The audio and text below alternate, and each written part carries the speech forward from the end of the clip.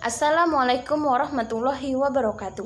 Perkenalkan, nama saya Nur Anissa dengan NPM 2003-040041, Pendidikan Ilmu Pengetahuan Alam, Stikip Al-Maksulem Langkat.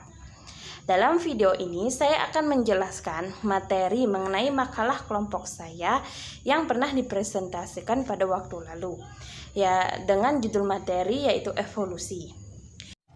Secara umum, evolusi berarti proses kompleks pewarisan sifat organisme yang berubah dari generasi ke generasi dalam kurun waktu jutaan tahun. Evolusi tidak terlepas dari masa lampau. Menurut Dahler tahun 2011, evolusi terjadi ketika perbedaan-perbedaan terwariskan menjadi lebih umum atau langka dalam suatu populasi. Selanjutnya, menurut Lely Risnawati tahun 2010, evolusi adalah perubahan yang perlahan-lahan yang dialami oleh keturunan organisme. Keturunan suatu jenis berubah secara evolusi, sehingga terdapat variasi jenis. Evolusi diartikan sebagai perubahan yang terjadi secara bertahap dan berurutan sepanjang masa kehidupan satu kondisi lainnya. Dari beragam pengertian tersebut, dapat disimpulkan bahwa evolusi merupakan segala bentuk perubahan, baik secara genotip maupun fenotip, pada makhluk hidup secara bertahap dalam jangka waktu tertentu yang diwariskan pada keturunan berikutnya dalam skala populasi.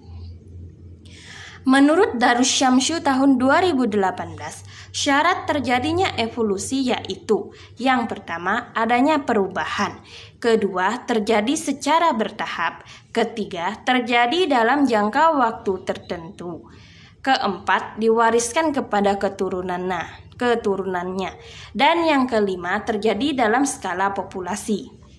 Berdasarkan macamnya, evolusi dibagi menjadi tiga, yaitu mikroevolusi, merupakan perubahan yang berhubungan dengan terjadinya ras.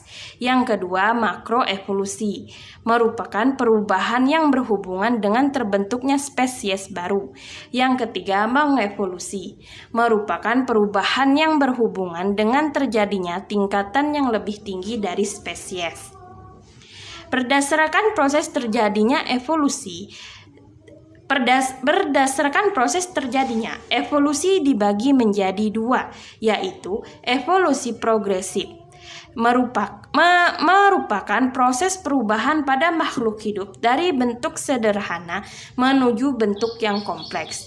Yang kedua, evolusi regresif, merupakan perubahan makhluk hidup dari bentuk yang kompleks menjadi lebih sederhana.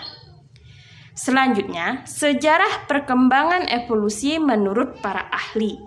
Yang pertama ada teori Lamarck tahun 1744 sampai 1892. Menurutnya evolusi muncul ketika adanya suatu adaptasi, sedangkan penyebab munculnya adaptasi adalah suatu proses penyesuaian makhluk hidup dengan lingkungannya yang kemudian diwariskan kepada generasi berikutnya. Sebagai contoh teori ini adalah jerapah yang memiliki leher panjang karena terbiasa memakan rumput di pohon yang tinggi, dan itu berlaku kekal. Selanjutnya ada teori Darwin tahun 1809 sampai 1882. Menurutnya, evolusi terjadi karena adanya seleksi alam, bahwasanya spesies saat ini bermula dari spesies masa lampau. Ia dikenal sebagai bapak evolusi. Teori Alfred Wallace, gagasannya serupa dengan Darwin.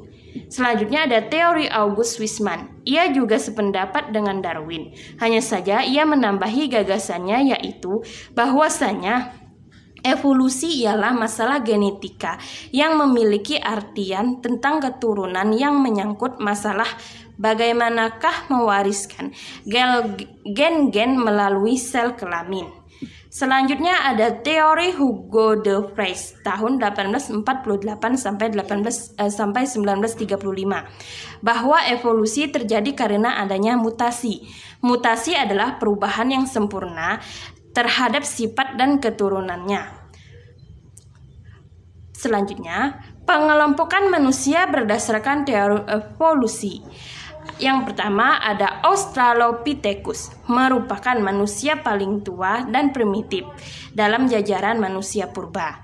Yang kedua ada Pithecanthropus, manusia purba yang telah mendekati manusia modern. Yang ketiga ada Neanderthal, dikelompokkan ke dalam genus Homo karena bentuknya yang mirip dengan Pithecanthropus.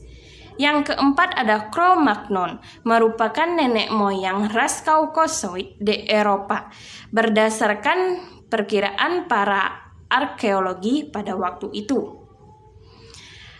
Materi selanjutnya, transformasi bentuk evolusi yaitu yang pertama ada metamorfosis, yaitu suatu proses perkembangan biologi pada hewan yang melibatkan perubahan penampilan atau struktur setelah kelahiran. Yang kedua, pergiliran keturunan atau generasi. Dan yang ketiga, ada pergantian kelamin. Hubungan transformasi bentuk dengan evolusi yaitu transformasi bentuk merupakan bagian dari evolusi, mengakibatkan terjadinya perubahan genetik dari generasi ke generasi yang berikutnya, dan itu merupakan salah satu syarat terjadinya evolusi. Sekian video dari saya dan saya akhiri dengan wassalamualaikum warahmatullahi wabarakatuh.